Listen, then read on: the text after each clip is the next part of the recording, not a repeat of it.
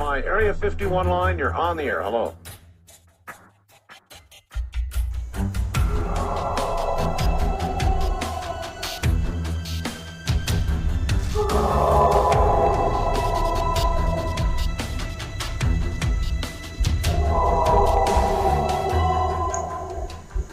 Welcome to the Blondes and Booze Paranormal Podcast, where what you've known as reality will be shattered by the truth.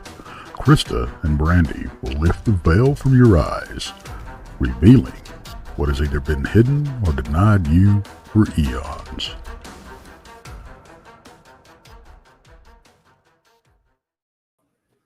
Hey. Happy Friday. Happy freaking Friday. Happy Friday. To everybody that Friday matters. It doesn't matter to me, but if it matters to you, well, happy Friday. Happy Friday. Actually, happy Good Friday. Yes. Happy Good Friday. So today I went to work, right? And it was like skim pickings because a lot of people took off today. And usually my work, we are off for every stupid holiday, right? And so there was another girl there with me, Danielle, and she's like, you know what? She's like, this is BS. We're here on Good Friday. She goes, we get off the day after Thanksgiving to go shopping, but yet Jesus died today and we have to work. I'm like, right? That's what I'm saying. I had to work too. I'm like, yeah, the day everybody Jesus should died, be. we all had to work. Yeah. Everybody should be at home, have a party. Right. That's right. It was funny when she said that. I was like, you know what? You got a good freaking point, girl. Right. You get off to go shopping the day after Thanksgiving, but yet when Jesus dies, we have to work. I know. Something's wrong. Something's wrong. It is. So anyway, welcome everybody. Just happy freaking Friday. And hello to Mickey. And I'm going to try to do this here.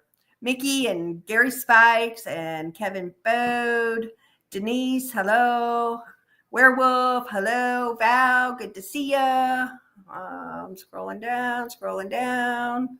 Getting repeats, scrolling down. Hey, I'm getting through them though. I said Denise. Bristol, hello, Bristol. Werewolf, I think I said werewolf. I got more here. Free your mind to see. Hello, girl. Hoping I'm not. Sharon Sunshine. Hello, Mr. G Rides. Hello. JD Smooth. Hello. Let's see. Eric R. Good to see you. Joe Stewart. Hello. Paul. Hello. Good to see you.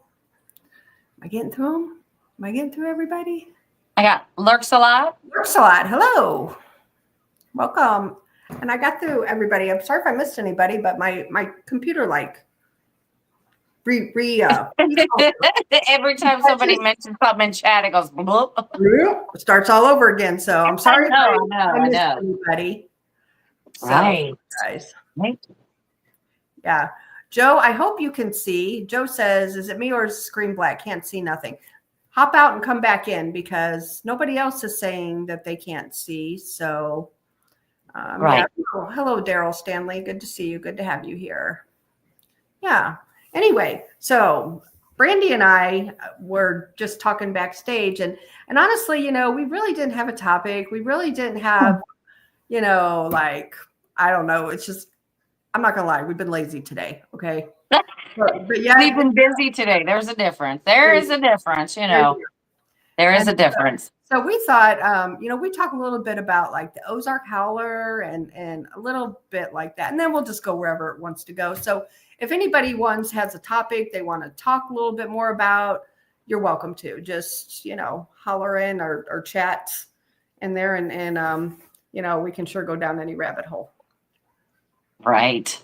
Because we do talk about everything. We do. And you know what? We're going to talk about some stuff that I didn't even know about. I know I didn't know about it until we Googled. Yeah, exactly. I mean, because, we're talking about folklore and things like that. And then we ran across something that we didn't even know about. We didn't know it existed. Yeah. If it does, or if it's just folklore, but it was The name's kind of funny. Yeah, it is. So there's a couple things, like Missouri is actually known for. And so, we all know about the Ozark Howler, and we can talk briefly on the Ozark Howler, but there's something different here that I had never heard about is the Beeman monster. So, and it is associated with the town of Beeman, and people describe it as a 12-foot tall gorilla-like creature, while some say it's shaped like a wolf or a coyote. So to me, that sounds like either a Bigfoot or a dogman, but to me, there's a big difference there. So, I don't know. To me, it sounds like, well, the sheer size of it, you're talking about 12 foot. Right. That's what I'm saying. That sounds like more like a dogman to me. Yeah. Well, Bigfoot can be pretty darn big too. We know that. Yeah, but if they're saying it looks more like a coyote or a wolf, it said, yeah. Or a wolf, that's what I would lean towards. Now, did they give any dates of when this thing was first seen, or maybe when this story was made, or? Nope. I mean, because we always talk about when the name Dogman was coined, and it's relatively new. It's been in our lifetime, and before that, we knew them as werewolves or wolfmen. Right. Yeah, there's an article written about the Beeman monster, and it is off Highway 65 outside of Sedalia is where this creature is from, Sedalia, Missouri. And it says it's a famous Beeman monster, but I don't know. I'm from Missouri and I've never heard of it. Hey, look. So a cryptid is not famous till they have their own festival. When they have their own festival, then I say that that they're well known. Right, exactly. So I don't know. The guy described it as a coyote or wolf-like creature. To me, that sounds like a dog man. It does. It really does. I mean,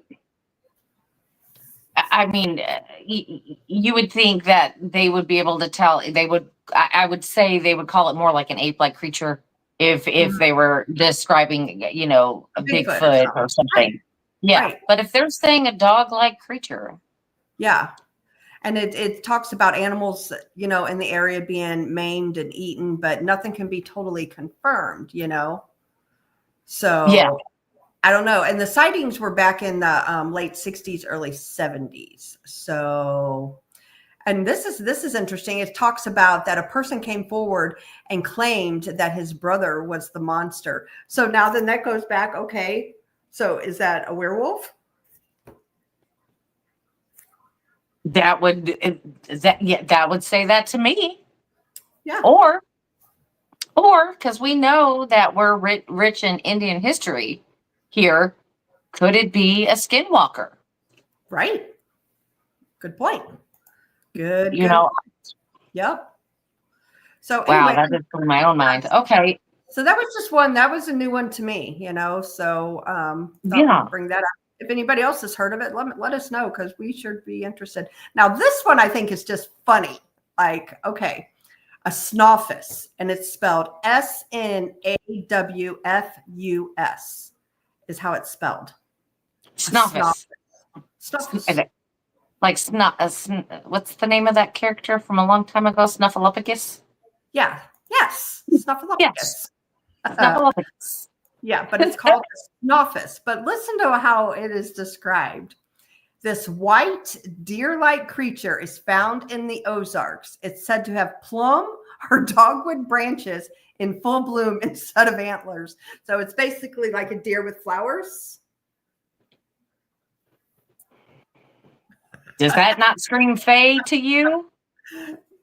That screams fae to me. Yeah. Some type of woodland fae. Yeah. Oh, Tex is backstage. We'll bring Tex up. Yeah. Ask him about Snoffus, or Snuffleupagus. Heard of Snoffus? I was fixing to comment on Snuffleupagus because I've seen him a time or two. Yeah, me too. I see him a lot. Yeah. He's real. Yeah. He's real. Just saying. Until Animal came along, he was my favorite Muppet. See, that's what I'm saying. But because we were talking about, Missouri folklore, and it's called the Snoffus. A deer-like creature with flowers instead of antlers. Instead of antlers. How's it spelled?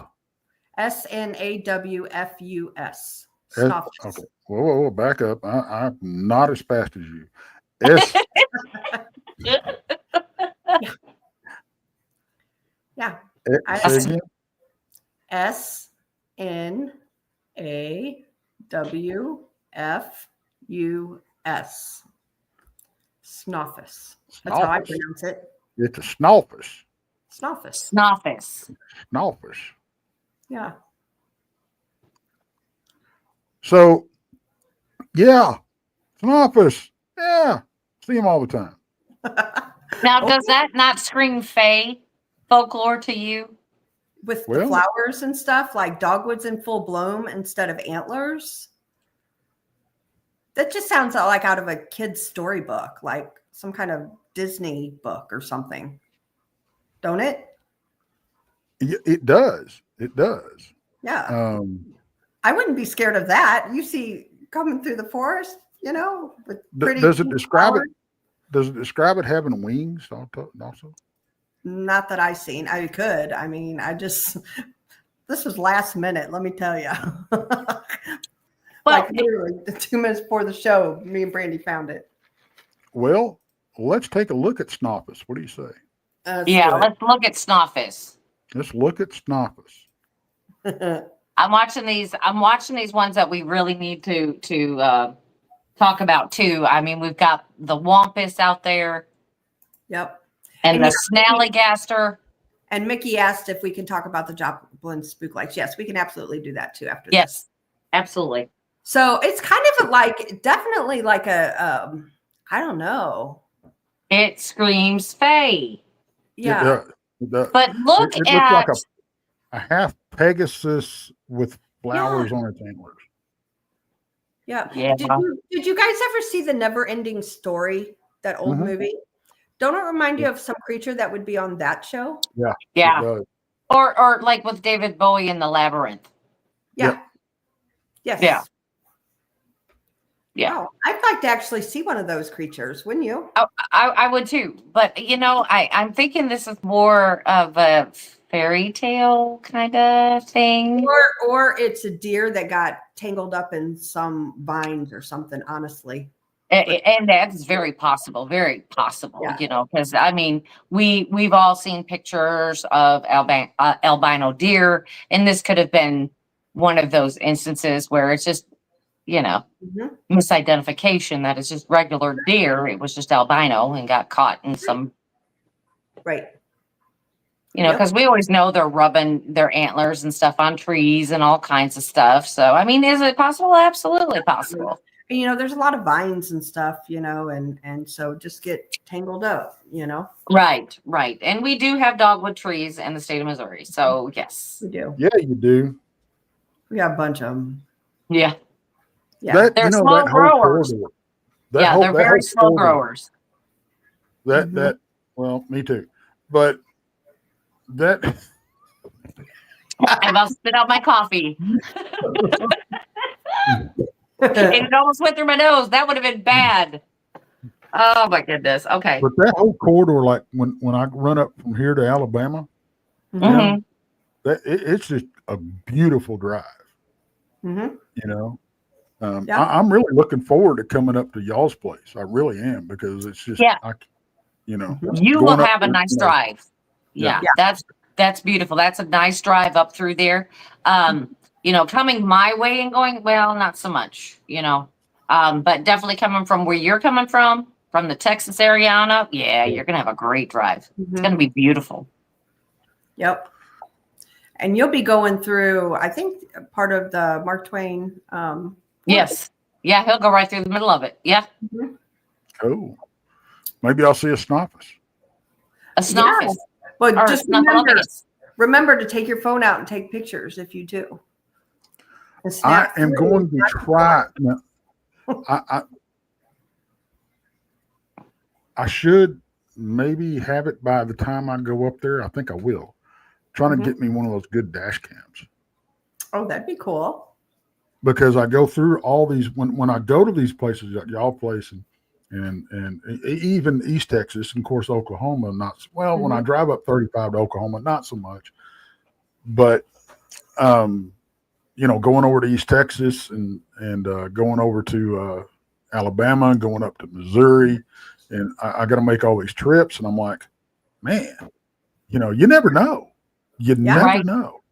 Yep. Right. Yep. And then, of course, when we go driving around in Brown Springs, or when we go driving around at Dogman Ranch, you never know. You don't. You really don't. Now, so it's a great thing. Right, because we were talking about the drive that I take to Emmaus Asylum. That drive is okay until I get to it's like the Bonne Terre going towards Potosi up into that area.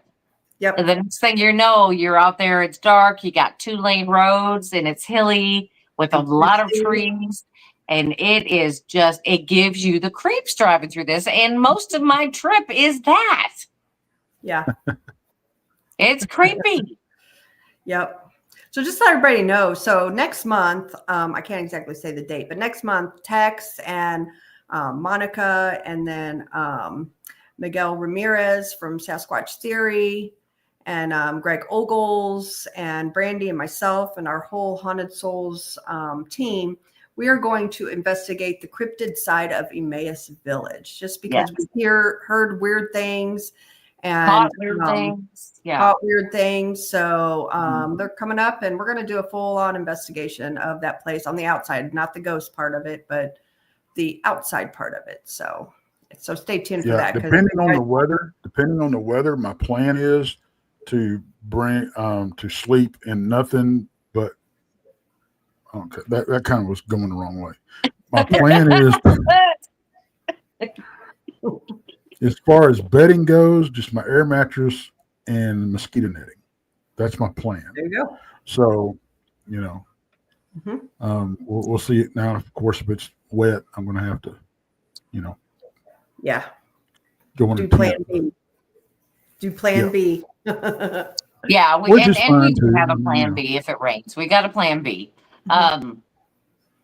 But like Krista and I were talking about when we caught that weird howl, growl, whatever that thing was. Right. We were in a breezeway going from one building to another. We weren't out in the woods. We were, leaving one building going to another. But the windows aren't all windowed. So some of the windows are missing. So it definitely came from the outside in the woods area. So that's why it's really cool that, that road right there, I nicknamed Dogman Road many years ago because I heard about a Dogman encounter on that road. And I'll definitely take you to that road next, and we'll drive it, so you can see, kind of what it's like. And you'll see, I mean, it's, creatures are there. I'm just telling you, it's perfect. It changes at nighttime. I'm just saying, it changes at nighttime outside. I mean, the inside, well, that's still haunted. It doesn't matter what time it is. But the outside really changes. The feeling changes. The vibration changes. It just really, it's something else. You always feel like you're being watched out there for sure. Yeah. Yeah. Keith says, take pictures during the day. We actually, I think, have pictures posted on Blondes and Booze. If not, there's some posted on Haunted Souls Facebook group too of Emmaus. And see if you can pull some. So we can show everybody. Just see if you can pull some. Keep talking out here. Yeah, you guys, this place is it's just opened up for all of this, and the architecture is just beautiful on some of these buildings. It's just you're just not going to believe this, and so we're gonna take a chance and go outside and see what happens, because it's creepy out there. It is, but it's, in one of these buildings, which I think it was the old. I think it was the old asylum building. That you walk right out on a deck into the woods. You walk right out into it. Yep, I got there's no walking into the tree line. You're already in it. Right. Is there any water features on this property, like ponds? No, but the Missouri, that I don't know, because there used to be 1,000 acres. Now it's down to 300 acres. But they're trying to purchase the original block that they had. To the original, 1,000 acres. And that butts up to my Dogman Road with the 1,000 acres. Nice. Yeah. So if they were to finally get their hands on all of that land to that 1,000 acres, it's going to butt up right to that road. Right. So, I mean, our concerns are valid out there. Mm-hmm. Yeah. Absolutely. And wait until you see kind of like, just give me like 5 minutes. We'll have pictures here because I'm fixing them. And so I can kind of show you guys the whole layout. And there's some woods here. You can kind of see, the terrain of it too. True. Hey, Randy, I see you out there. Yeah. Hey, Randy. So it's just a cool, magical place. I think I love it there. Yeah. And it hasn't been investigated. We're just now scratching the tip of the iceberg. You know what I mean? We're just now getting into it. This place has not been heavily hunted or investigated. And every time we turn around, we're getting new sounds, new noises, apparitions. It's really weird. I can't, you can't say, hey, it's the lady in white. She comes down the stairs every morning at, 2 a.m. And no, you can't say that because nothing has been consistent in the evidence that has been caught. Nothing. Yeah. Okay. Sorry, it's taking me a little bit to do this, to get them all. So just keep talking. You're doing great. Yeah. Yeah. There's a lot of pictures, actually. So what were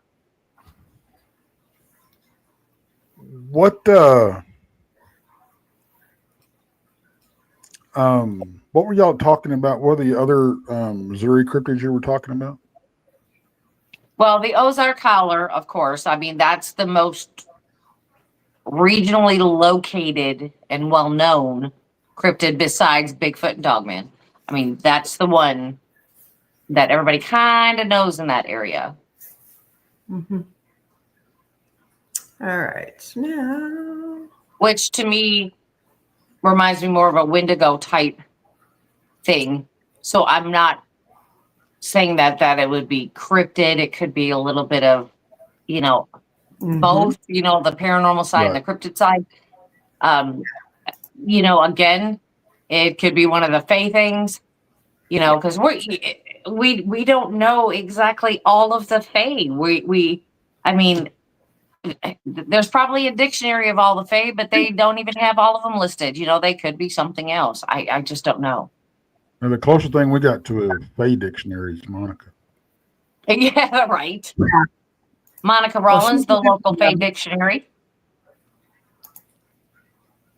Yeah, and this don't even these pictures that I got. I don't even have all the buildings. They didn't even have all the buildings on there, but we got a good idea.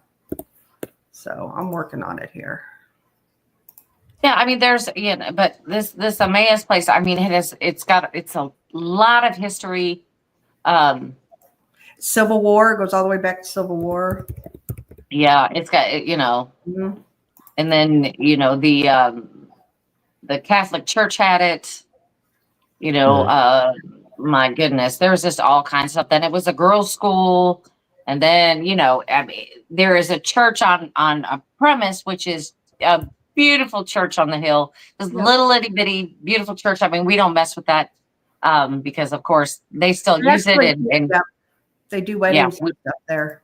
Yeah, no, I don't touch churches if they're still in use. That's just not something that I do, or we do. We just kind of leave that alone.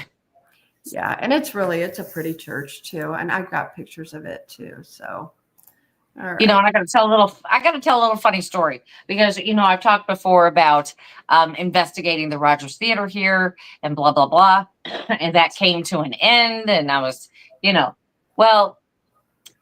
this church. Oh, I don't know if they were using the building after that to hold their services because they were building their own. I don't know, but they would be in there on Sundays, and I kind of was thinking to myself, how was that? Because I know what goes on in there day and night. I mean, how was that? Did they have issues? Sure. With things going on in that particular I theater. wonder. Okay, so when was the last time this place was open for business?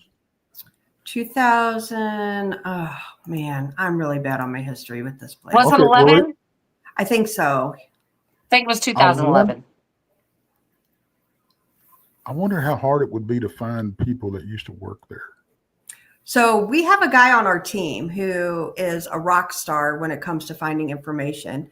And Yes. like every day he posts on our chat, we have our team chat. Right. Every day he posts something new that he has found about Emmaus. So yeah, he is. Right. Okay, It'd be I got cool to- pictures. So Yeah. It'd be cool to try to talk to somebody that's worked there and Yeah. find out the answer to that question, Brandy. absolutely. Well, I think that right now we're dealing with nuns that are not going to talk about that. Okay, so here's the first picture I've gotten. It's kind of the front. You can kind of see the main building. So Emmaus Asylum for Epileptics and Feeble-Minded, established in 1893. Isn't that crazy sign? So that's when it became the asylum. It was in Yes. 1893, but the building was there beforehand because it does go back to, and it has Civil War history. So this building here is the main building, and off to the left there's the walkway that goes to another building that Brandy and I and Terry Mosby got the howl. So Yeah. like the woods behind and all that good stuff. Okay, so Yeah. next picture. So here's just one of the houses that's on the building, on the property. Like I said, I don't even have half of the pictures of the Right. building. So there's one. This here is kind of cool. This kind of shows you like the church up there on top of the hill too. And then there's another one of the church. I like the church. Yeah, it is a beautiful, beautiful church. Yeah.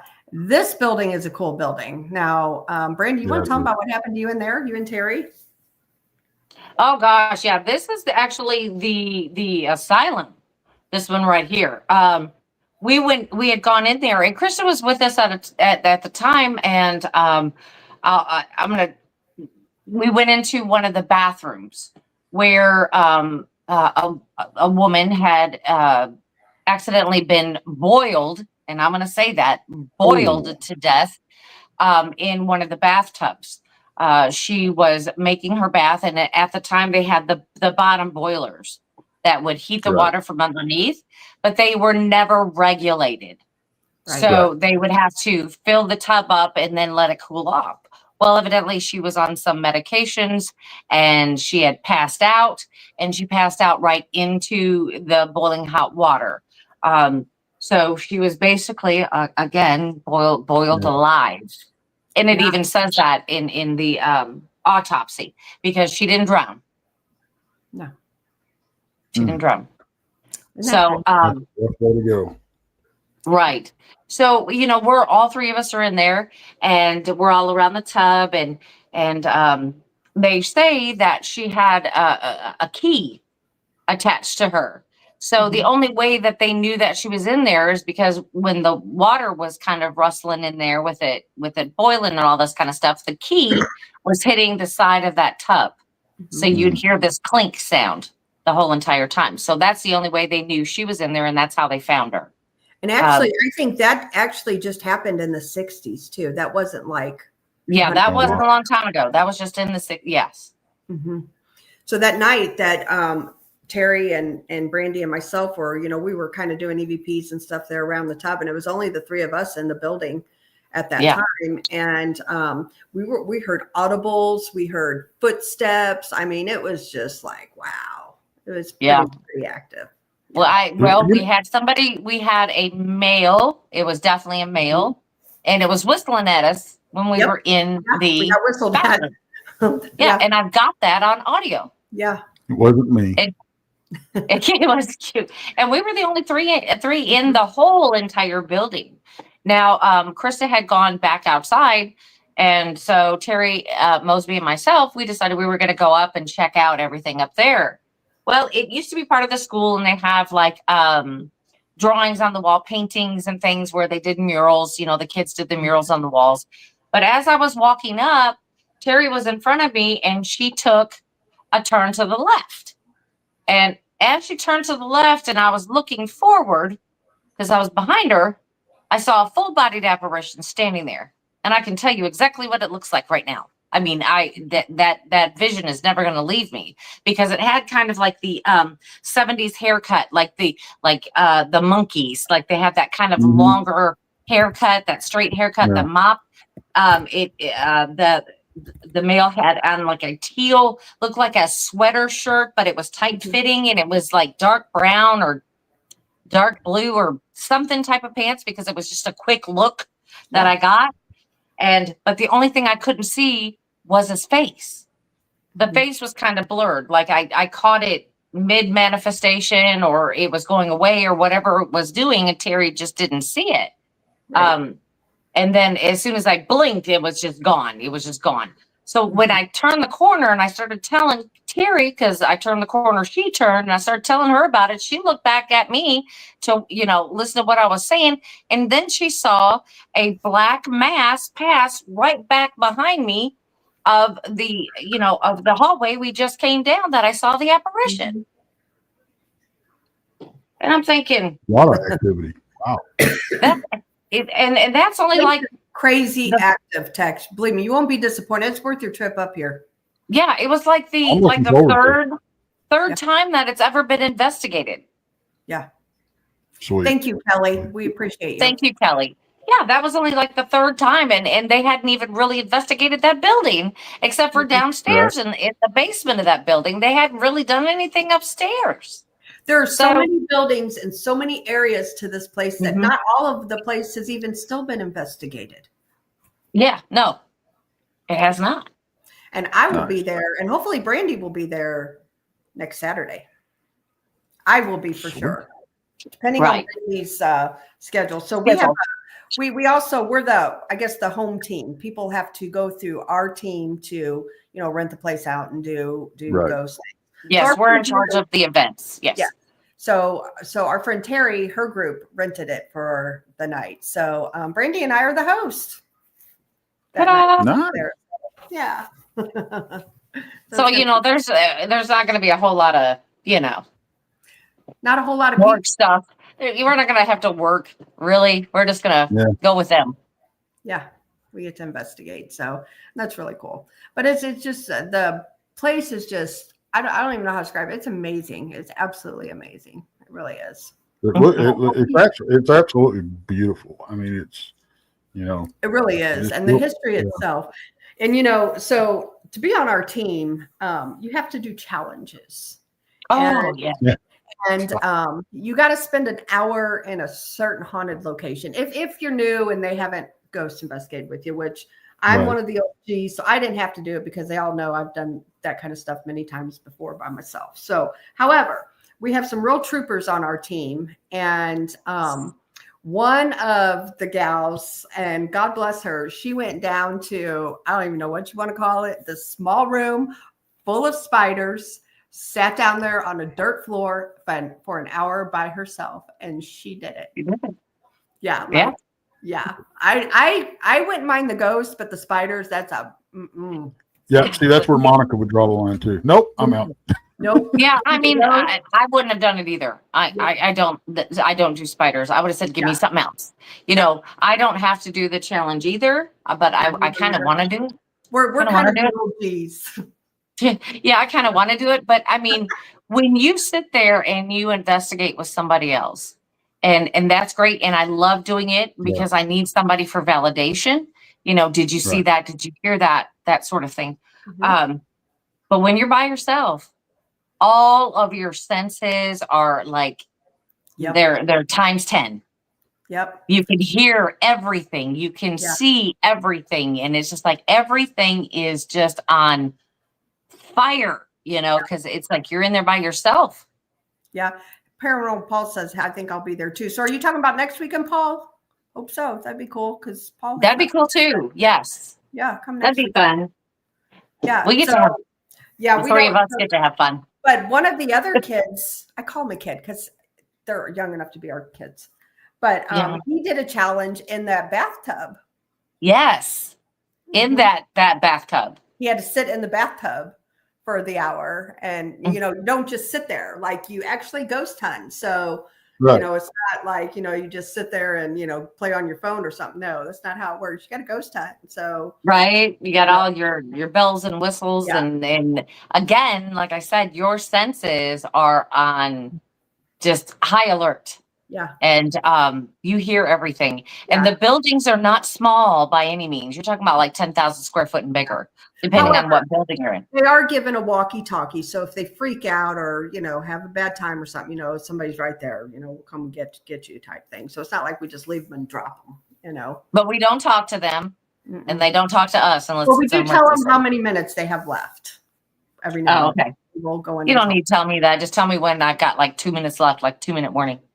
Yeah. Because then I might say, hey, leave me here for another, 30 minutes or, especially if things are good. I'm like, leave me here for a little bit longer.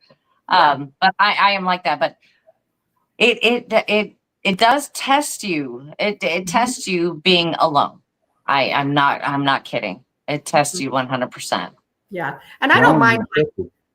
Last weekend when I went to Arcadia and my job was just to kind of go check on people, kind of walk all the buildings and all the floors. And so I did, like, I walked up to the 3rd floor. There was nobody up there, but I walked the whole thing and just, it's I don't know. I kind of like the feeling of, I don't know how to describe it. It kind of gives you the EBGBs. But I kind of like that feeling. You know what I'm saying? It's kind of like an adrenaline thing there, knowing you're up there by yourself. And, I talk out loud. So like if people hear me coming, I'll be like, hey, how's it going? What y'all up to? And, type things. So that's how I do it. But, I listen for, noises or things like that. But so last weekend was kind of cool because that's what I got to do, and then find people, they're over there ghost hunting. So I get to hang out with them for a little bit too. Somebody's asking for the name of the place. It's Emmaus Village in Marthasville, Missouri is where we were talking about. Now we're talking about Arcadia Valley in Ironton, Missouri. Yeah, it's Emmaus Asylum is what it's what it's called. But if you would like to sign up for an investigation or something like that, if you want to ghost hunt there, go to Haunted Souls Paranormal. You can get to them on Facebook, and look. We can hook you up to. Yeah, we can hook you up to. It don't matter, but you can look and see because they have different locations that you can ghost hunt. Yep. They're for there was a channel out there that was asking at one time, a few months ago, how much money would you have to have to go stay in alone for a night in a very active cryptid place or whatever? And I'm like, pay my way there. You didn't give me no money to do it. Just get me there. I'll do it. Yeah. I don't care where it's at. Yeah. Right. Not a peep. Not a peep. Not a peep. Never heard a word. And that's the thing too, with both of these places. And I want to stress, that like Ghost, yes, there's Grumpy Ghost, Right. So there is absolutely nothing demonic at Emmaus Village. There's nothing demonic at Arcadia. There might be a Grumpy Ghost or something. Thank you, Keith. Thank you, Keith. Nobody saw nothing. But, there's nothing like that at either of these places. So, if people are kind of apprehensive, thinking, there's some bad stuff, not at all. Nothing at all like that. No. We've been through it. Yeah. And we have investigated both places, pretty well. So more than once, both of us. Well, Mickey says I paid to go see Ghost at Ray County. Just saying. Well, no, I'm not saying that I won't go. I won't pay to go to a place and investigate. That's not what I'm saying. There was a channel out there that laid down the challenge, basically threw down the gauntlet, and I was like, you don't have to pay me anything, just pay my way there. Yeah. And they didn't. I never heard of her. So there's that. Yeah. I don't know. I don't know. But to me, it seems like Arcadia Valley to me is a little bit more nicer. It is. It's a lot easier. The feeling is just real easy, and Right. it is a wedding venue. A beautiful wedding venue, actually. Beautiful. But they have a cemetery on premises and all kinds of stuff. You got to see that. Well, that may be a case where the positive energy of the place has, pretty much flushed it. Oh yeah. And that's why it's such a kind of a easy-going place. Yeah. I mean, is it haunted? Absolutely. But it is a different feeling. It's nice. It's very I would take my daughter, no problem. Oh, yeah. That's no problem. Emmaus, on the other hand, it's just creepier. It's got a lot more creepier places. Yeah. It'll give you a good jump or 2 or 5. Yeah, sure will. Go down there with them spiders. Yeah, that too. I got to give it to Carmen, man. She's more than woman than I could ever be with the spiders. I'm just saying, more power to her, because I don't think I could have done it. Yeah, and the girl sat on the dirt floor. Oh, with them. But she's good at what she does. So she's a trooper. Absolutely a trooper. Yep, spiders. When I went to Randolph County, and this has been, I don't know, back in 2019 or something, and that's up in Indiana. Our ex team did a event up there, and that basement was full of wolf spiders. Oh gosh, no. Full of them. So I have a habit of leaning up on a wall when I'm ghost hunting, just kind of lean up against the wall. Oh my God, I could not do it there. Yeah. Oh my gosh, you should see me. If I know there's spiders down in that hole, my pants would have been in my socks. I'd have been making sure there's no way for them to crawl up in anything I've got. Yeah, that's one thing I cannot do. And I know Josh and Chad, I know you have spiders. More power to you, brother, because not for me. I can't even watch spiders on TV. They creep me out. Yeah, it's kind of like I had a fight to the death with a spider. I remember in my shower. You did, and you got injured. I did. and no, this thing wouldn't die. I even broke its legs, and it just kept coming at me like, come on, is that all you got? I'm like, oh, that's it. No more. Yep. None for me either. So also scorpions freak me out too. Oh, I'd say I do not like scorpions. But aren't they in the same family though? Aren't they? Yeah, they're arachnids. Yeah. That's what I thought. Yeah, no. I don't do that. This because they look weird. They're creepy. Ew. Yeah. Ew. It's kind of like the praying mantis for me. Yeah. Same thing. It looks cool, but I don't want to touch it. Or the stick bug. Oh, or the stick bug. There's another one. Yeah, I just don't do bugs, guys. We just don't do bugs. Yeah. No. Yeah, no. Mm-mm. Gosh, no. I just keep. Now I got brought back to that fight with that spider. Almost got me. Now snakes, I don't mind. I'll pick up a snake. Snakes don't bother me a bit.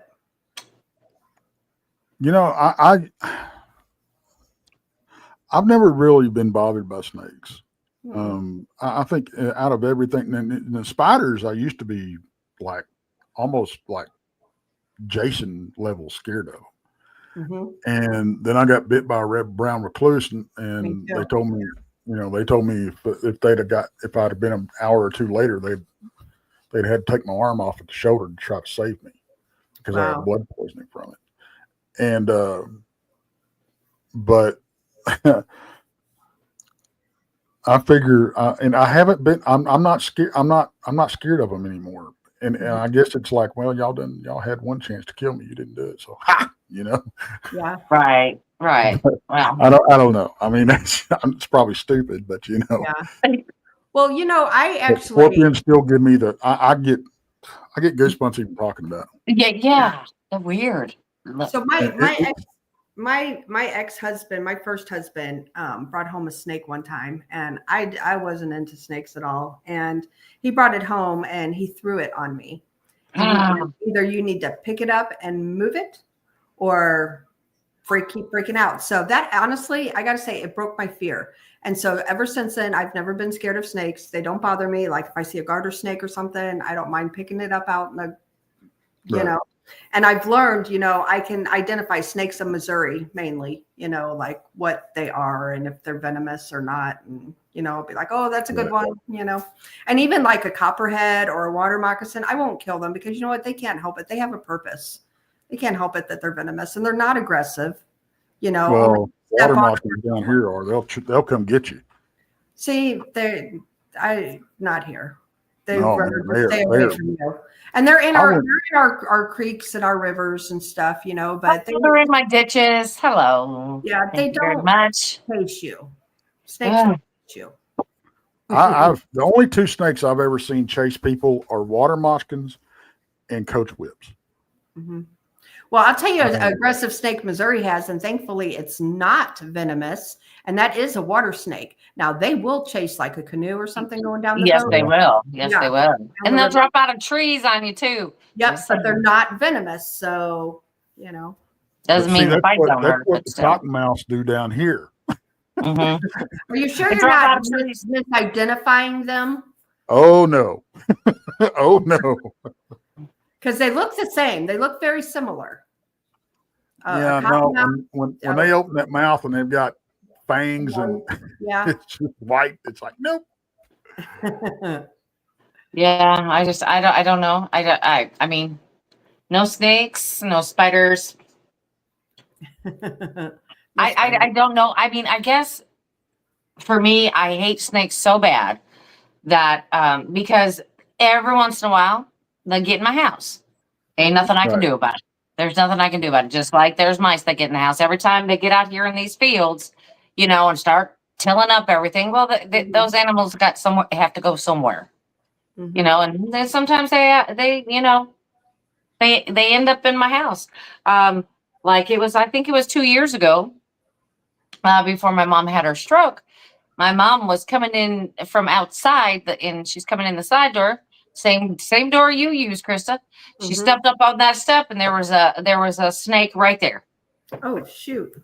So she stepped on it.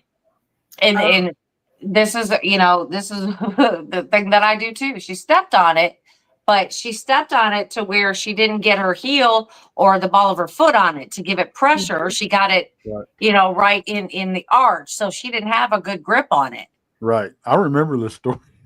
So she's screaming for me and I come running out and I'm trying to figure out what's going on. I'm like, what's going on? What's going on? She's going, there's a snake. There's a snake. And she's stepping on it, but it's wiggling around. So I know she didn't have, a good step on it.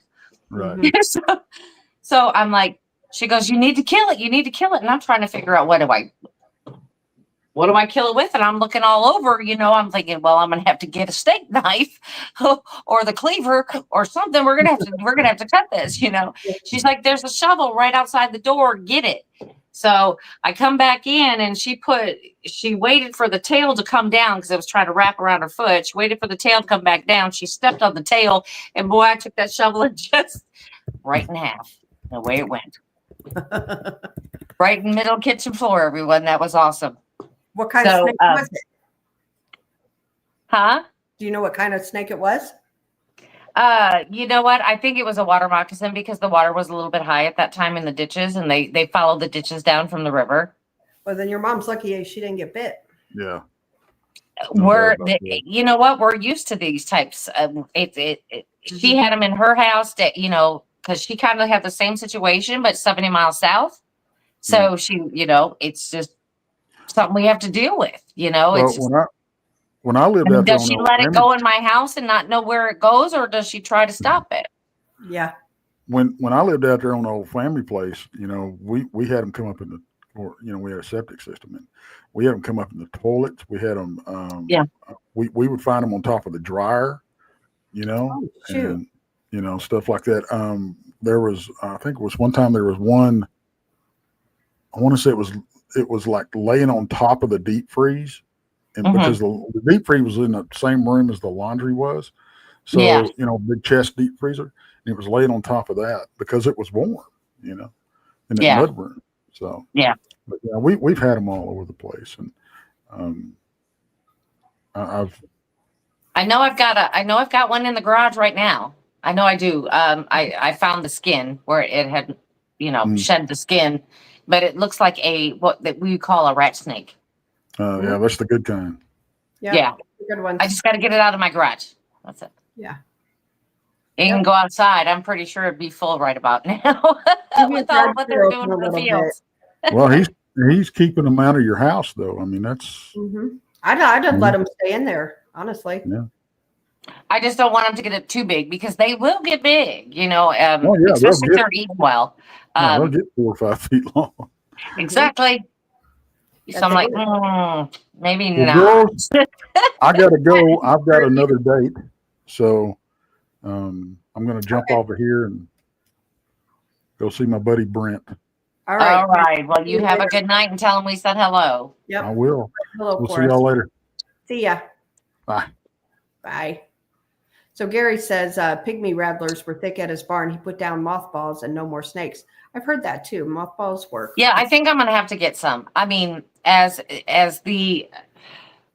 summer progresses, right now, like they're tilling everything, but we've had winds that, I mean, again today, that the sky looked brown. It was just horrible today. Everybody's coughing and hacking and just because there's dirt flying everywhere. Yeah. But as soon as this calms down, I think that I'm going to go get some mothballs and put them out, you know, but I can't do it until we get through this whatever weather pattern we're having. I don't even know what it is. Storms coming tonight because we've got them coming like I think they're calling for like after 1 a.m., 1 to 5 a.m. like severe thunderstorm with tornadoes.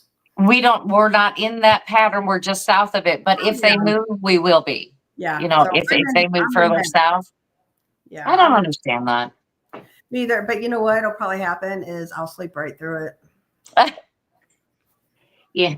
I'm tuned in. So when, you know, I have my phone and my tablet and everything, it makes the sound when we get the alerts because we don't have sirens or anything. We can't hear them. So I will wake up to that, you know, and it's the same sound for child abductions and all of the important things. Yeah. So I'm tuned into that.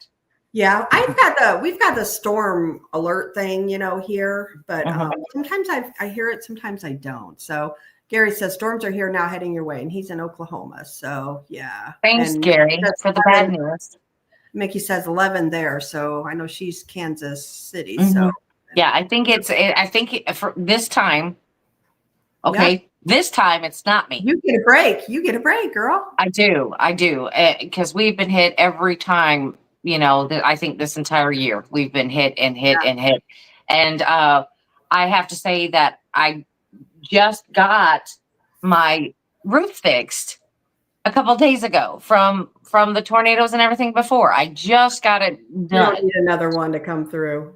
I don't. But this wind, I'm telling you, this 50-mile-an-hour wind stuff needs to stop because it hits you and you can hear the whole house creak, you know, and I'm tired. I hear you. I'm with you. I'm tired of it. I hear you. Hello, Greg Ogles. He's in chat. So Greg has been sending me some random videos. Uh-oh. Yeah. I wish I could show them. Well, come on, Greg, up here. Come on, get up here. We got about a half hour. Come on, get up here. Yeah, Yeah, he'll send me random items. I will send you an invite, Greg. If you want to hop on, you're welcome to. I'll go ahead and send it through Facebook Messenger if you want. But you know what I've noticed? I don't know what it is. I don't know if it's the energy being produced by the weather because it's been so severe. But I will tell you the uptick in the activity in my house has been not crazy. I'm not going to say crazy, but it has been more noticeable. Yeah. It's like I'm seeing more shadows where they shouldn't be. And I'm hearing things like somebody's actually walking on my roof. There's nobody on my roof, people. There's nobody on my roof. And it's just weird how this little uptick with the weather, and I don't know if anybody else has noticed it who has, some spiritual activity going on in their home. But I have. And I don't, it's not like we always think that lightning and rain and thunderstorms and all that would produce that energy. But what about wind? What, I don't know. Yeah, that's interesting. Yeah. Who knows? I think it is too. Who knows? Man, there's just a lot of, I don't know, a lot of stuff. You know what? Let's talk about, we kind of briefly talked about a lot of these different creatures. There's so many different cryptids out there that obviously we've never heard of, Right. And has anybody laid eyes on them in the last 60, 70 years? I mean. Right. So my thing is like, let's talk about it. And Greg said he would hop on. So when he gets on, maybe he can jump in with us here.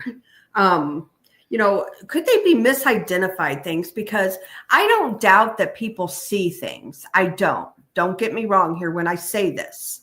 However, like Frogman, for instance, I don't believe in Frogman. I just don't. I think it's maybe a misidentified alien that somebody saw,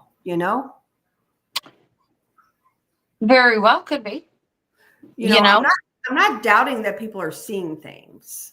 It's just there's so many out there. I don't know. It's just my particular beliefs. I'm not knocking anyone who believes it, so don't think I am.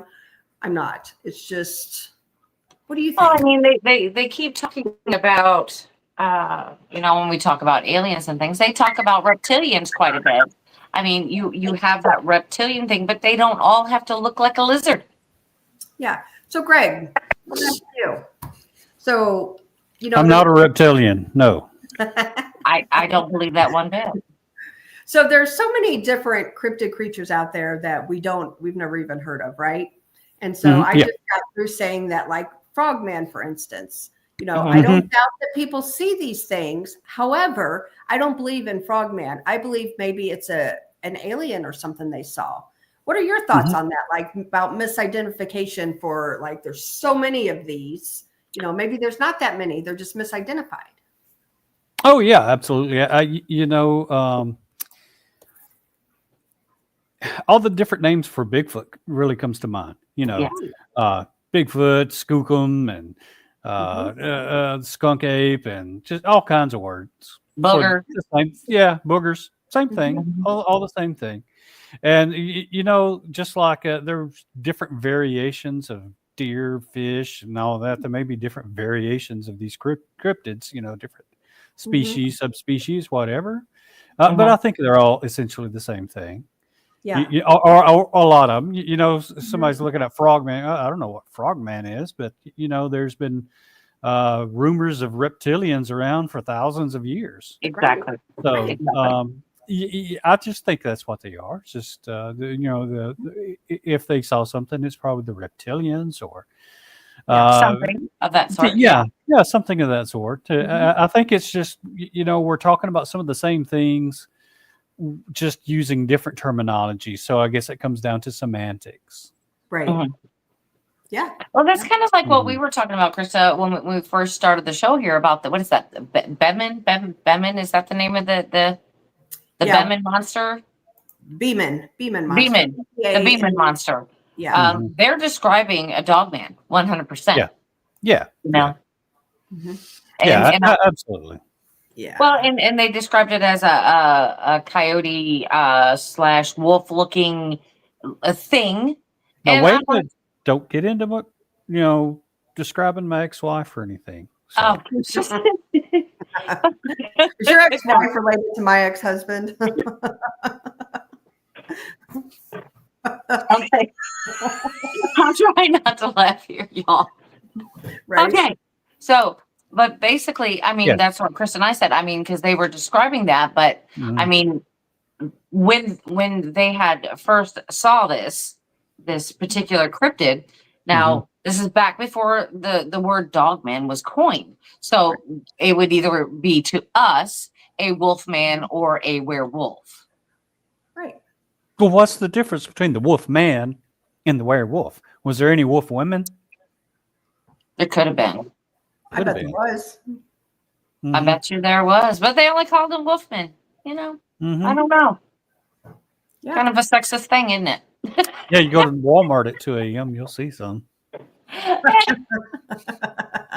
Yep. That's true. That's true. But I do think that a lot of stuff is misidentified. Mhm. And so does Krista. That they're kind of like when they start describing these things, well, we're like, what is it? That sounds like something else. Mhm. Yeah, that you've heard about. Yeah, you go to different regions, and they've got different names for some of the same thing. I mean, Rougarou. I mean, that's Dogman. Dogman. Yeah. Dogman all day long. Yep. Right. But you go down, you go down to somewhere in Louisiana. Oh, it's the Rougarou. You know. Right. But you got to say it with the accent, though. Can you say it again so we get it right? Oh, it's the Rougarou. Pretty good accent there. Yeah. I was gonna Yeah. say, boy. And you got to sounds say it with pretty the good. accent. If you don't say it with the accent, I think Right. you get in trouble. You get trouble. Yeah. Well, I couldn't say it then because I don't have that accent that they have down Mm. there. You can definitely Yeah. tell from Louisiana. They definitely have the accents, don't They do. Yeah, They you do. definitely You have know? that. Have to have that French Cajun type Mhm. thing. Yeah. Oof. That's too funny. Anyway, so we were talking about Emmaus Village. I don't know if you heard it or not, but before you were in chat, we were talking about that, and I showed some pictures and stuff. And you are planning on coming up here and doing the hunt with us. Yeah, I'm going to try to. I won't be able to fly because I won't get my star ID before then. Right. So, Yeah, I know. Yeah, it's You not got to too get that far, star though. ID. Like that putting your star on your driver's license. That's going to make a big difference, right? So, Does that mean we're verified now? I mean, I don't know. I don't know about people elsewhere. But it's a challenge sometimes verifying people in the South. but they had started this a couple years back. That you can go ahead and get the star thing, but they're requiring you to have more information than I had to have when I sent off for my passport. Yeah, you've got to have like your social security card, your birth certificate, blood swab from your first child. Exactly. Lots of things that really seem unnecessary. So what does the star mean? Explain it, because I don't even know what it's about. It means you're a verified citizen of the United States. Yes. Oh my God.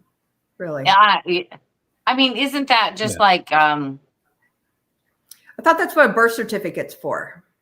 why don't they issue just a new ID and make everybody do that? Start off with everybody with new IDs. If We this all one is have not to do against a this? star. Is this I'm something sorry? that we're all going to have to do? If you fly, yeah. If you fly. Okay. If you fly or you go in certain government buildings, yeah. Yeah, certain government buildings you can't go into. So, Christy, you may have to check that out. You have to have that ID with the star. Yep. So I don't know. Maybe it's courthouses. Maybe it's whatever.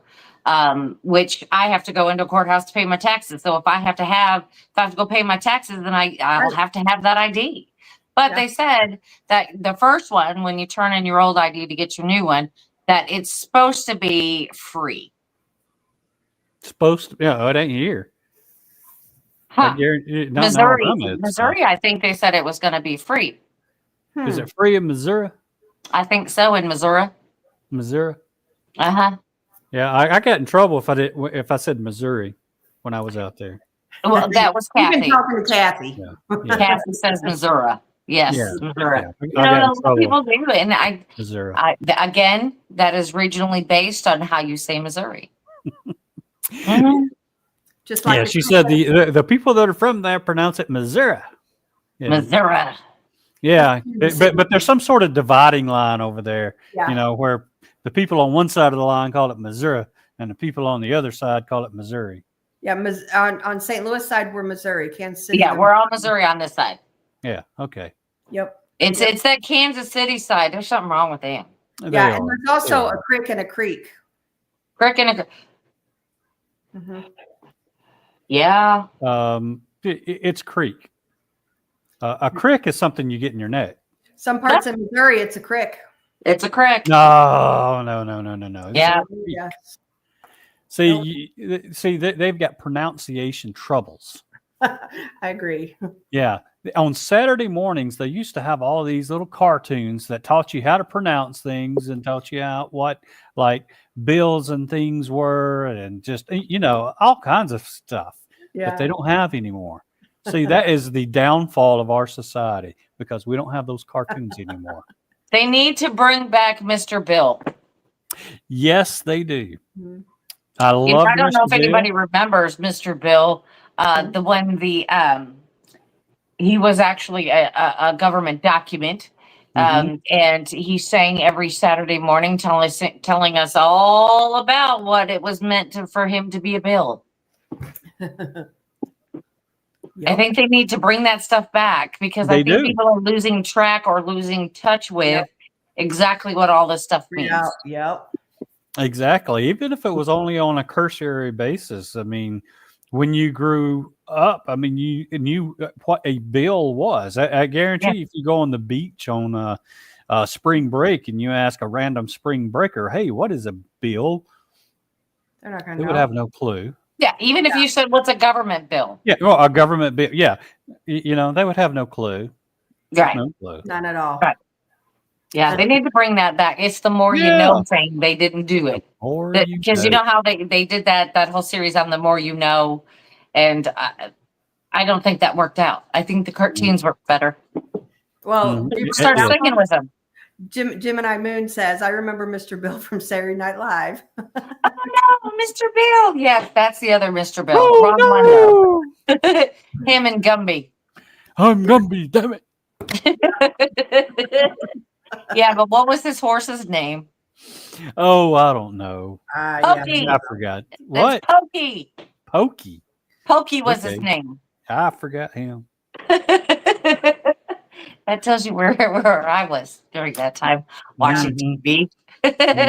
See, Saturday Night Live back then was educational. It was.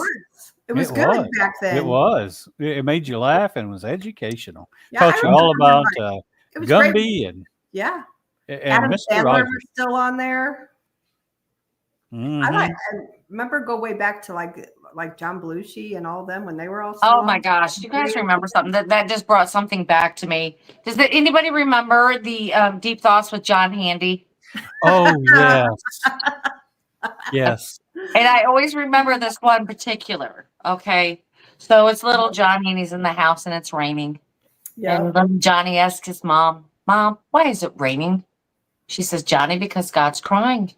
Johnny asks his mom, why is God crying? She said, because of something you did. I always remember that one. I can't ever forget it.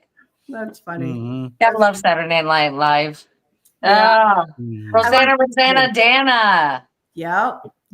Oh my gosh. Nikki said Gilda Radner. I remember her on there too. Oh yeah. Yeah. I remember even like when Lily Tomlin was on there. Do you remember that way back then? Mm-hmm. Mm-hmm. Yep. Yeah. Eddie Murphy. Playing buckwheat songs. See, Frankie's got it. Pokey and Gumby. Yep. Buckwheat.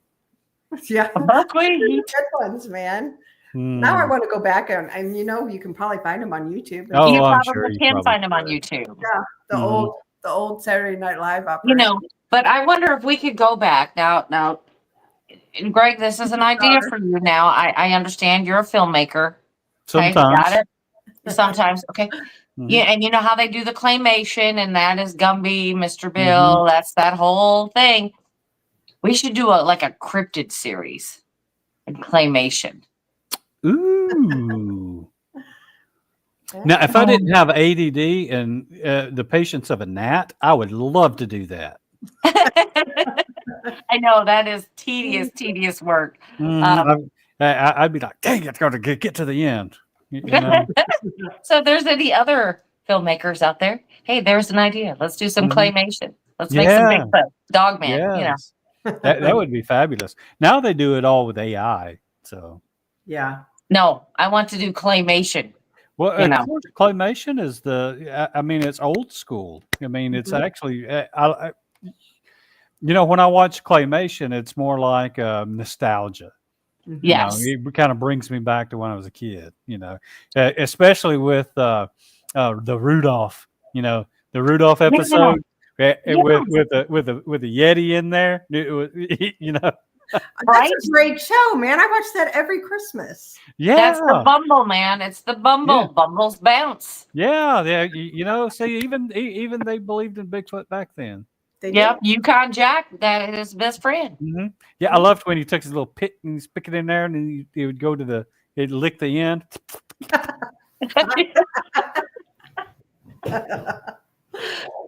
We are so off track on this show, you guys. I know. How'd we get there? I don't know, but it's always fun to go off the rails every now and again, and everybody is like reliving this stuff, and that's awesome. That's awesome. Yeah, there's some good. I think we should demand old school TV back. We should just demand it. Yes. Okay, so let me ask you guys a question. Yeah. Best 80s movie. Not scary movie, just in general. Best 80s movie. Return of the Jedi. Breakfast Club. Fast Times at Ridgemont High. Oh, that's a good one too. That's a good laugh. That was a good laugh. But I'd have to back myself up. Star Wars, the original, came out in what year? 77. Yeah. Yeah, I'd have to say, yeah. It would. I like the first one. First and foremost, I love the first one. That will always stick with me. After that, I can pick things out that I like from each movie, from each Star Wars movie. But when they started getting into the last of the series, I love the storyline, but I didn't like the movies. Oh, I hated the last ones. Yeah, they were awful. They should put them in another timeline, or make a character like wake up and like they were just dreamed the whole thing. Yeah. I don't know. That was just absolutely horrible. You know what I did? What I did find cool though is so The Walking Dead. We're going to talk about zombies here for a second. So The Walking Dead, the TV show. Everybody knows the TV show. But they also have a comic book series. And they have a lot of the same characters in the comic book series and the TV show, but they are going different directions depending on how you're keeping up with the story. Different characters may be, super battery. We're just going to call bad azery. Bad azery. Let's just call it with that. So they may be cool in the TV show, but in the comic book, they're like nothing. They're like scaredy cats, it's just kind of like, and it's really neat because you've got two different stories to keep up with, and which I found was pretty cool. That's a neat way of doing stuff. It's like, oh, I've read the book was better. No, these things are going in two different directions. So you have two ways to, if you really like the Walking Dead series, that is, that's pretty cool. You should go back and read that. I've never watched that. I never really have either. Just bits and pieces of it here and there. I do know that there was a guy not too far from here in Jasper, Alabama, that he was working on a zombie movie for, I don't know, a long time, like, a couple of years. And just at random places out in public. There would be these people like, they would look like they were dead and stuff, Right. And the police was always getting called, like, oh, driving by, and it's just the dude making a zombie movie. Well, did you guys hear about the stories of, I don't know, actual real life zombies? Have you heard that? Mhm. Yes. The guy on the bus. The guy on the bus, yes, is actually one of those. To where he just decided to start munching away on the person next to him. Yeah, Mhm. that's creepy. There was a rash of that Yeah. a few years ago. And I think a lot of it had to do with these bath salts and something called flocka. Yeah. You're right. You're right. I remember that now that you're saying it. Bath Yeah. salts? Yeah. They're called bath salts. Yeah, some sort of bath salts. I don't know a whole lot about it. I mean, I'm not stupid enough to do them, so I don't know what it is they do. But I do know that. I mean, they just made people crazy. Just So absolutely. they're not nuts. sitting in the bath with the salts. They're like smoking No, it. they're or inhaling it or ingesting them something. somehow. They're getting it in their system, however they choose, but they're getting it in their Right. system.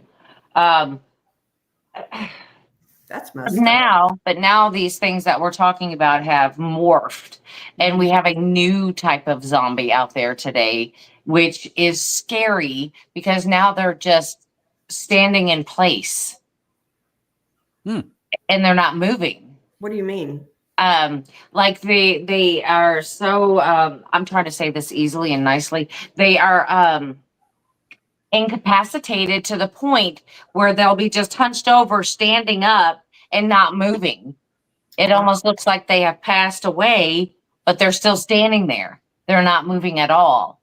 And there was like a documentary done on it. I guess there was many places in the United States that have a bad problem with these type of things, recreational things. And it's now they're just non-moving. It's not making them go crazy like it used to. Right. It's now it's dulling their senses so much that they're not even moving now. They're just kind of like zombified there. So weird. Yeah, it's very strange. I mean, I don't know. I don't know. Switching gears just a little bit. Did any of y'all catch where the government came out and said that they had the ability to manipulate space and time? No. Something to look into.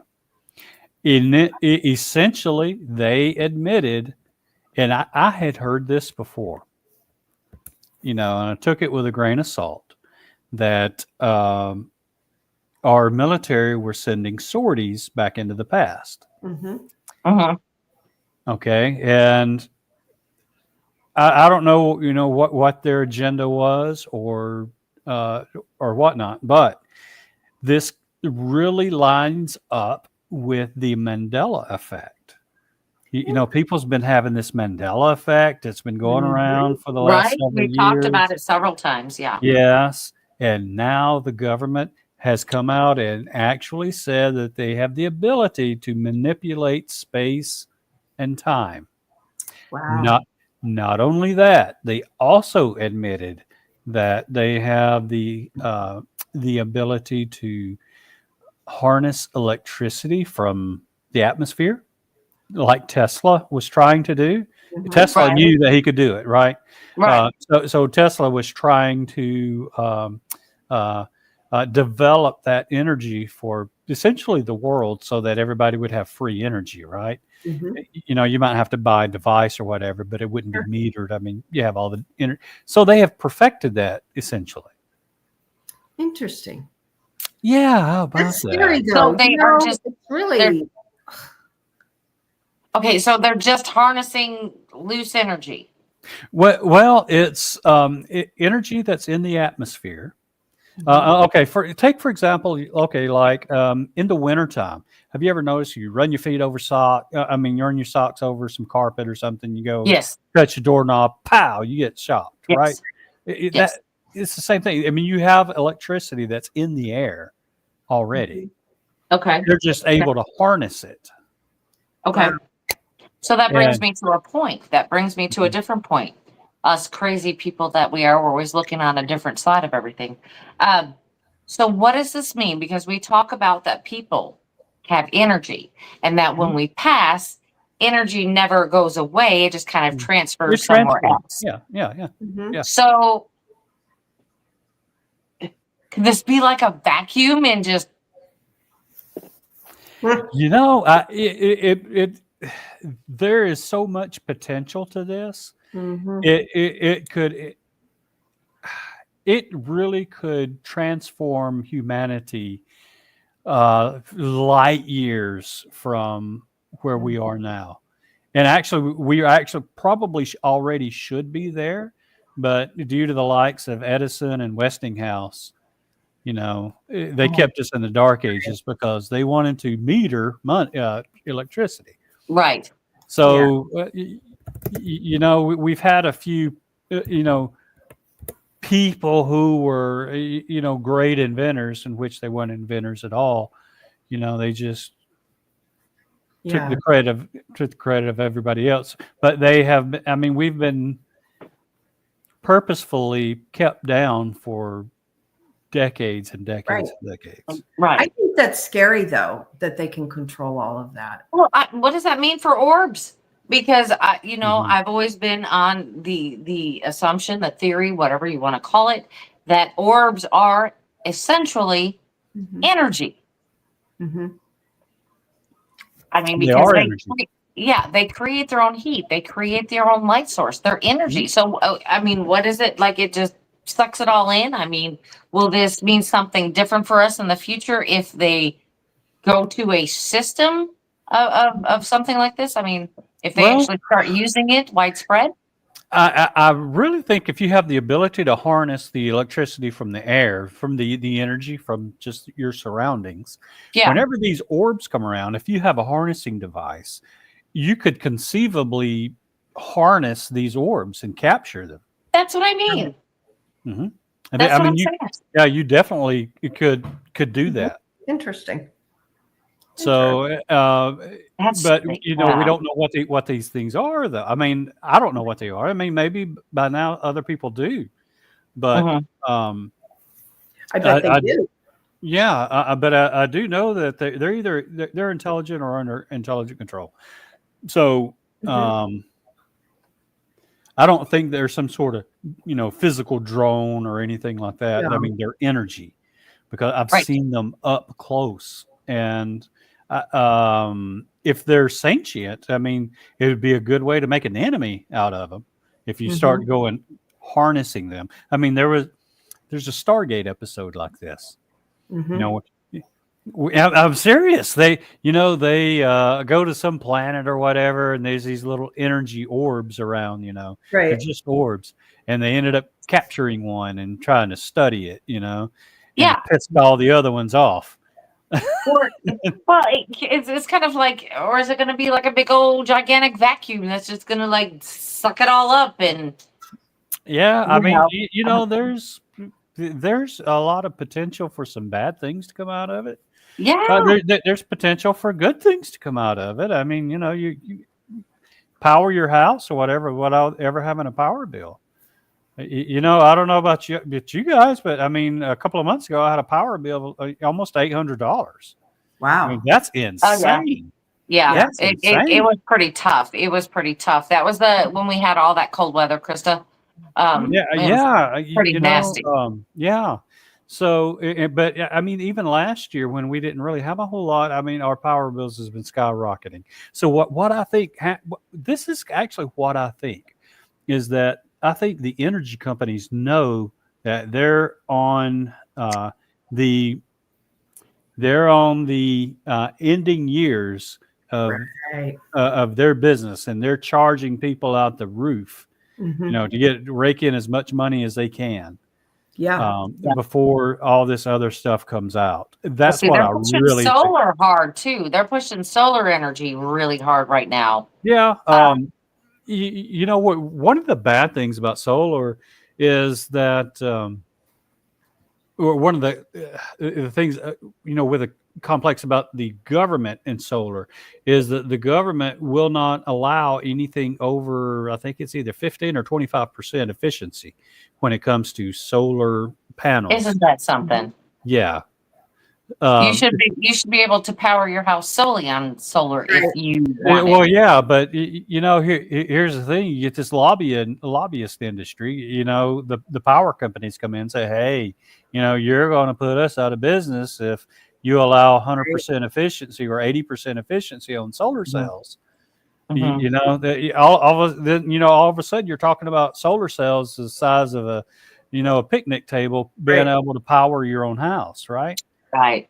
And we've been If you charged get up so to that. much for so long that Oh, we're just absolutely. We had a thing recently. I don't know. It's been within the last couple months that our rates were getting raised. Mm-hmm. So, Yes. and that's through Ameren. Ameren's huge, Yeah, everything went up. That's what I'm saying. I think all these energy companies know that this is on it's on the horizon about this free energy and stuff coming out. And free energy comes out, they lose their butts. They go out of business.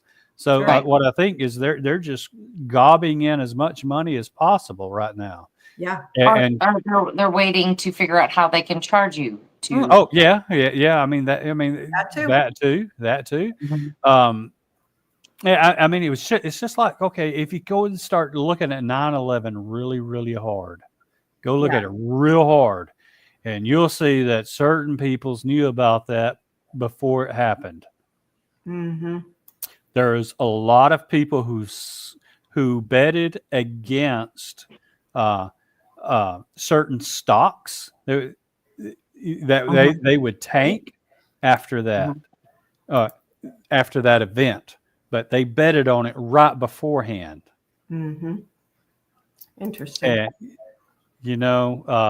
So there's a lot of fishy things that went on with 9/11. Okay, you take the attempt on President Trump back in Pennsylvania. Mm-hmm. Well, you had a whole bunch of people who betted against stocks that would have tanked if that would have been successful, if that attempt would have been successful. So and they lost their butts. But we're the things that we have been told as the general public is nothing but a lie. Oh yeah. Nothing but a lie. So that brings me back to see, this 0 point energy and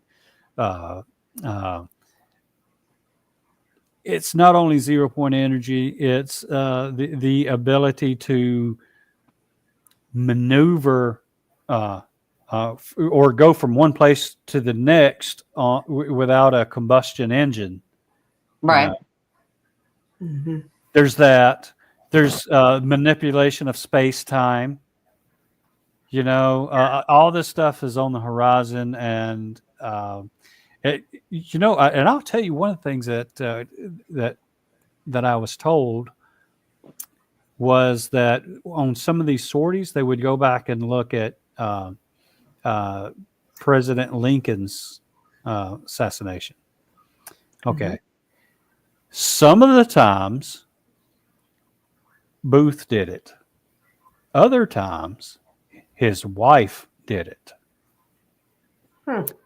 So apparently, what was being told to me was that there's different timelines that's out there. Interesting.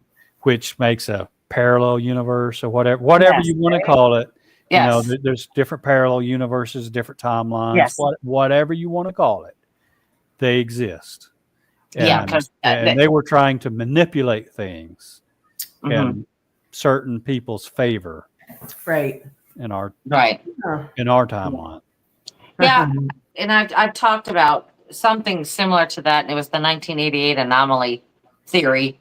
And you'll have to look that up because that is quite interesting too. It's like at 12-year cycles. And it's very interesting. But what you were saying is it kind of goes back like the parallel thing is because Chris and I are always mad about stuff because this Mandela effect. We remember this a certain way. And so do a lot of other people. It's like, it's not her and I just deciding, oh, yeah, that's how we remember it. No, it's tons of people. So is this what we're calling a parallel universe? Or is this somebody messing with the space and time continuum? I think what's happening is, they're messing with the space-time continuum. However, it does not affect everybody in the same way. Some people remember the original timeline, and then some people are affected so that they remember the new timeline. Yes. For example, I distinctly remember Bob Barker passing away several years ago. Distinctly remember that. Oh yeah. Yes. Remember it on the news and saying, well, dang, Bob Barker passed away. And And then I find out, oh no, he hasn't. He's 99 years old and still living. I'm like, what? Yeah. I know. I remember he Bob passed Barker, away because it was on the news. Because Right. it was big news. Yeah. Same thing with Nelson Mandela. Yeah. Right. Like 1 minute he's That's why it's called the died Mandela in prison, and the next minute he's getting out. Right. Exactly. So it's these subtle changes Yes. that I think, and if a lot of people remember, well, okay, if you think back, this wasn't happening until not long ago. And I think it's when they had the ability to send sorties back. You know, that makes sense. So, I mean, like you said, not long ago, because like the way we remember it is from like, I'm going to say like the 80s and 90s, you know? Yeah. About then, yeah. 2000, all of this has changed. Yeah. See, like, somebody mentioned Scooby-Doo a while ago. Okay, I remember Shaggy having, this long neck with big Adam's apple. Big pronounced apple. Yeah, big pronounced Yes. Adam's apple. Go back and look at the cartoons now. No, straight neck. Wow. Yeah. Yeah, I remember E.T. Phone Home. I remember that. No, Me too. It's E.T. Home Phone. No, it's phone home. It's home phone. Go look at it. It's home phone. Oh, they better not even start messing with the ET because we are going to have issues. It's ET Big home issues. phone. Because I remember he was in the front basket of the bike and he had that sheet over his head and his little finger came out, lit up, and that's what he said. Exactly. That's what I remember too. But if you look at the movie now, it's home phone. That is just, there's nothing right about that. Exactly. That's our childhood they're messing with. That it makes our life like go back and look at it. The Gen Z is doomed. I'm telling you, the Gen Z, the boomers, we're doomed because they're killing our childhood. Exactly. They're trying to erase Gen X away is what it is. They're trying to erase us away. That's because we're feral. We're feral. Right. That's right. It's a conspiracy. Yeah. They know we were the bomb. Maybe we drank too much water out of the garden hose. Exactly. Yeah, I'm sticking with we're feral. The whole Gen Z, we're feral. That's it. Gen X. Or Gen X, Gen Z. Yes. Not Gen Z, Gen Not X. Gen Z, it's Gen X. Yeah, we're Gen X. Well, the millennials, the older millennials are kind of falling into that too because they're realizing some of the same things we're realizing that the older side of the millennials, they're like, wait, I remember they could say, I remember my mom, my dad, they were da-da-da-da-da. And they're like, wait, no, that's not what's happening. Now the Gen Z and the Gen whatever YZQPL, I don't know, whatever gen we're on now, they don't remember any of that.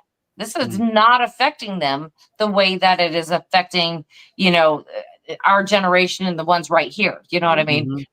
So I got one more Mandela thing, and this one pisses me off, and I know I'm freaking right on this one. And you guys, and Brandy, you've heard this one because we talked about this on the show. So some of you in chat may have, but Greg hasn't. So Greg, the song, the Queen song, "We Are the Champions." You know that song? We are the champions. Yeah. And at the end, doesn't it say Of the world. Thank you. No, it doesn't. No. Not anymore. Nope. It's a fracture in the timeline, and it doesn't that say one that pisses me anymore. off because I know for a fact. It said of the world. Thank you. Thank you. But it's not. No. See? See what I'm saying? Who knows what you're going to change just, by walking around or whatever, in the past timelines. Yeah. So, Messed up. at first maybe. I thought, Okay. Yeah. So maybe with this manipulation of to be able to manipulate timelines and things like that, and going back in time, like you were talking about, Greg, maybe they created a butterfly effect, which in return is producing this Mandela effect. yes, that's what I'm saying. That the butterfly effect, little bitty, teeny tiny changes will have big impacts later on. Right. Yeah. So, yeah. So, like I said, when I first heard that, I really dismissed it. I was like, yeah, okay, these are some good stories. But I mean, I kept a mental note of everything. I'll tell you another thing that I kept a mental note of. They have the ability to open portals. I believe that. And so they've got this facility where they'll open up a portal, bring in a creature, study it for a while, probably do away with it after a while. On some of them, I think I heard that they deposit in certain areas and they watch them. Interesting. Mm-hmm. I've wondered. Hence, that could be another reason for the increased sightings of different cryptids. Could be. Could be. Definitely food for thought. Yeah, it is. It is. It definitely is.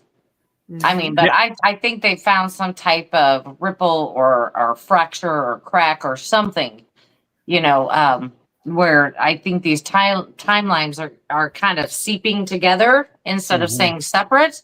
And which is, I've talked to this about with Krista about the glitches in the Matrix. We're seeing a lot of those. And I think somebody's messing with something.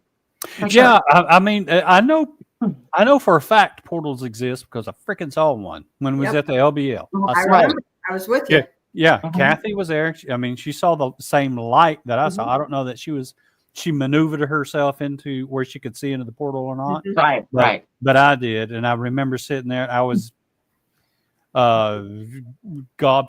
I didn't know what to do. I mean, I didn't know what to think, rather. Right. It was as shocking as seeing that Bigfoot while I was up there. As shocking as that. And I was really in actually more disbelief in seeing that portal than I was seeing the Bigfoot, because I'd had some experience with the Bigfoots, but no experience with the portals at that time.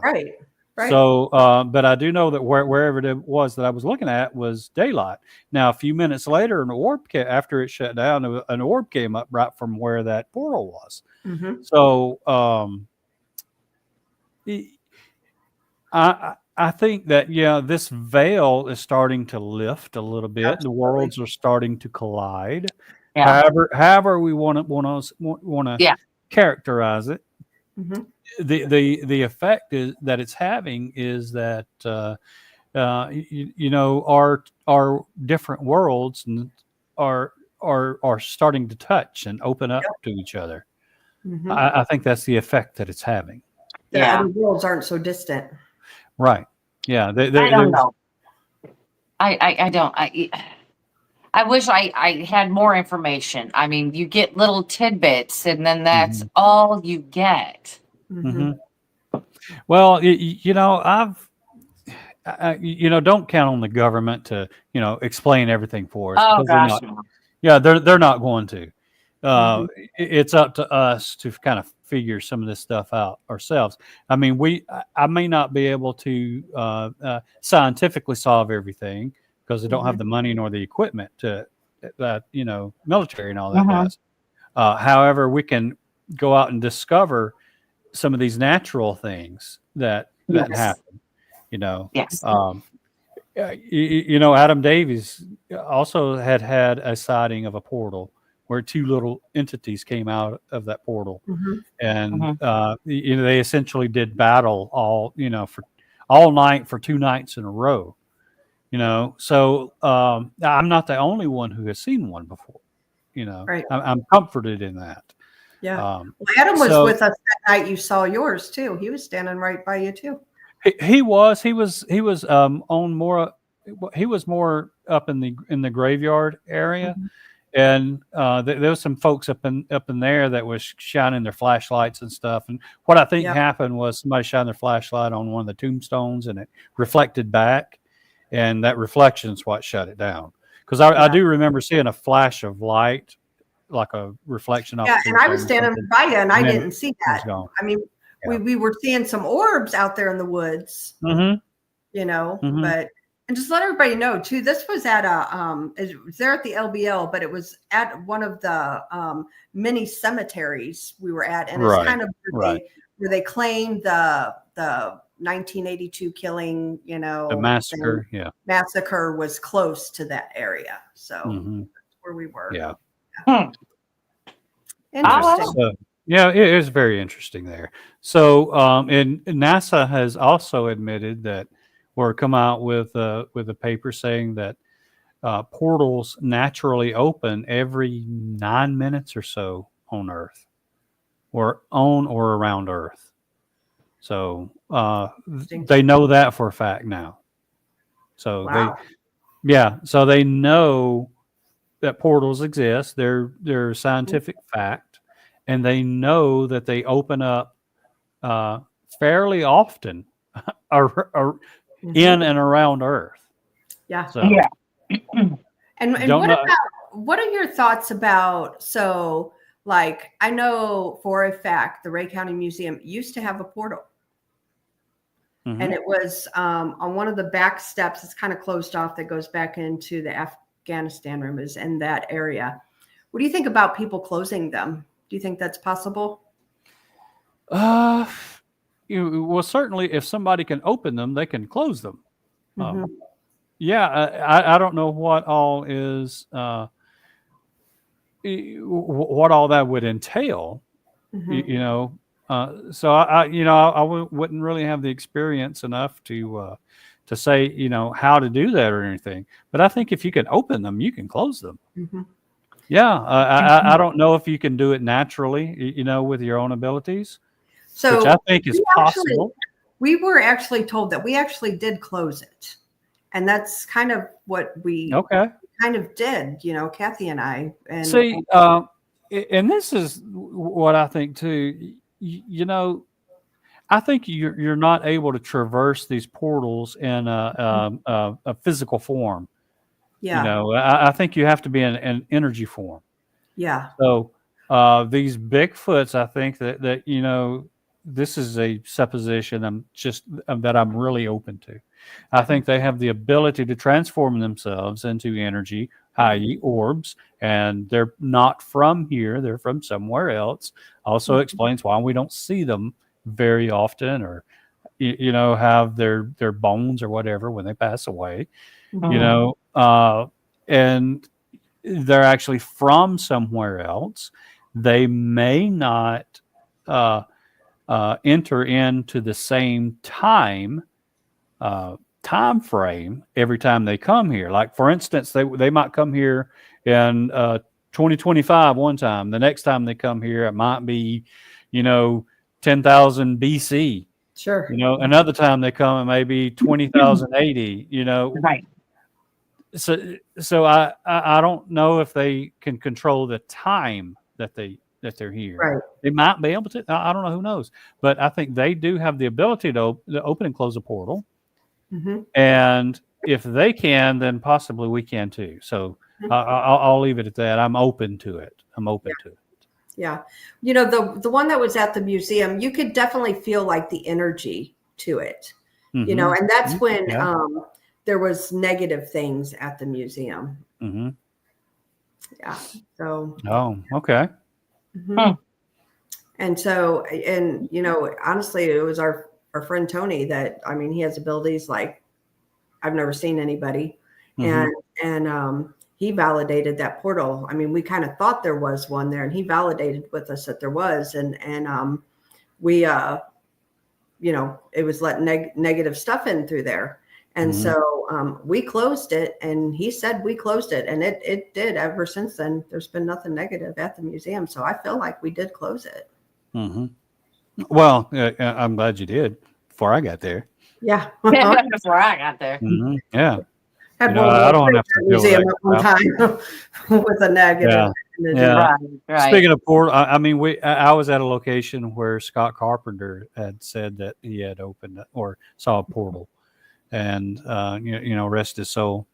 But I was at the exact same place, and yeah, there's something. You could feel the energy there. You can feel it. Yeah.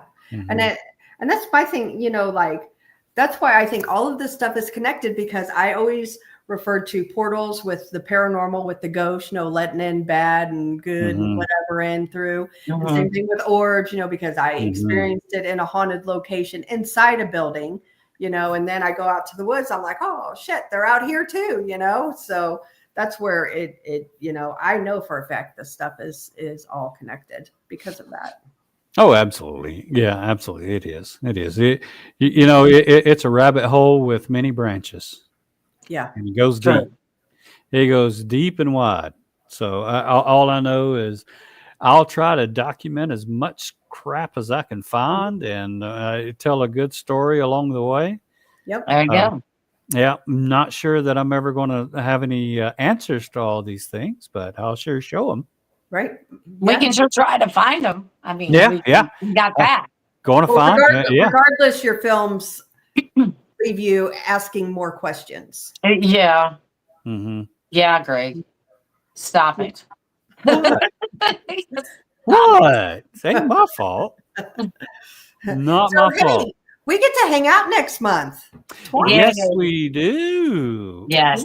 The Smoky Mountain Bigfoot Festival. Doo-dah. Yes.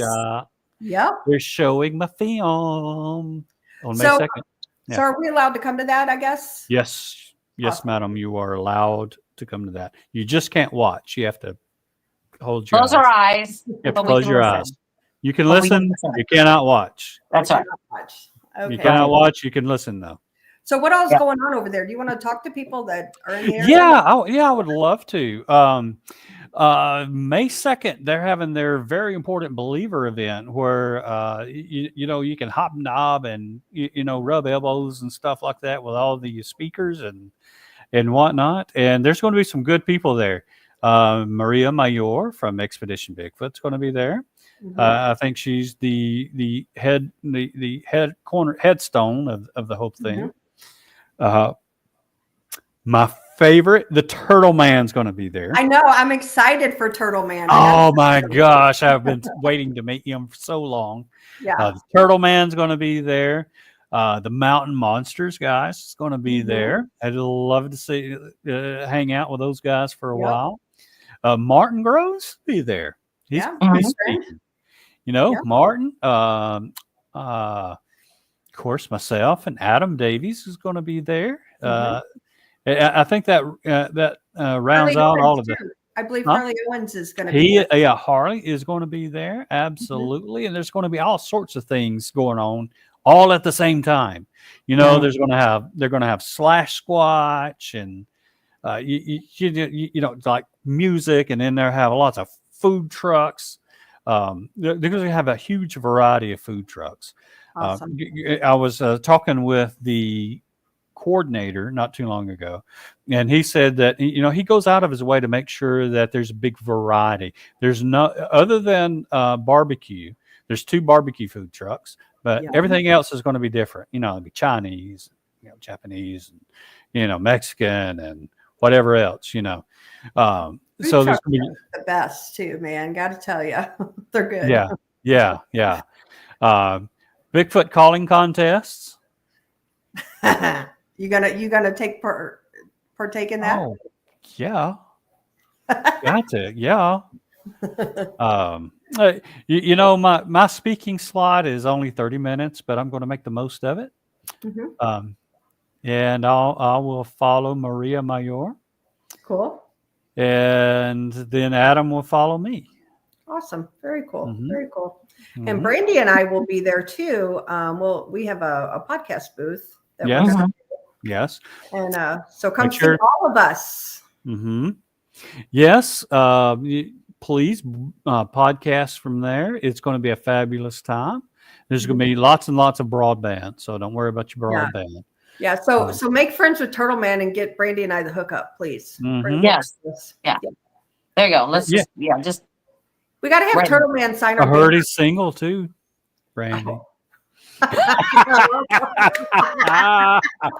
I'm Lila. not talking to you anymore. Okay. That's funny. Oh. Too funny, Brandy. Mhm. Mhm. Well, with that being said, it is now an hour and 50 minutes into the show. It's almost time for us to say goodnight. Ah, Yes. time to Yes. say goodnight. Time to say goodnight. Good night. Yeah. Good night. So don't forget to tune in tomorrow to Paranormal Paul, which is at 7 p.m. Central. And that's actually really a good show because it's a pre-record, and we had Ryan Edwards, and it was a great interview. So you guys want to tune into that one for sure. Right. That's true. And then, of course, Donny Cho Says Stuff. He'll be on at 8:30 as usual Saturday night. And don't forget, at 10 p.m. Central, it is BMR. That's Beyond BMR, the Bizarre News. Yep. And I think BMR and Monica and myself are going to be on Donny Cho, and it's an interesting topic, guys. It's it's not a PG-13. It's probably an R-rated show, but it's about Bigfoot erotica. Oh, it is a thing. You know what? It is a thing. And Brandy's going to be a guest on that show. Brandy's No, going to be working. Yeah. I'm not working. No, Yeah. she's going to be. Yes, she's going to be working. All right. Never know. Oh, that's funny. Oh, Lord. Here we go. See, I'm going to stop talking to you. That's it. I'm just going to stop. Yeah, just stop. Stop it. But anyway, thanks everybody for tuning in. Don't forget about your tickets to the Crossing Realms Conference. That's September 19th and 20th. Eventbrite, look it up. We do have vendor spots available if you're interested. So with that, good night, everybody. Good night, everyone. We'll see y'all tomorrow. Much love.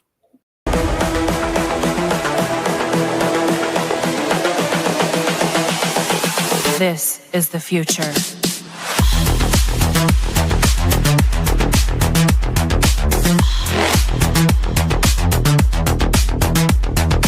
Evolution.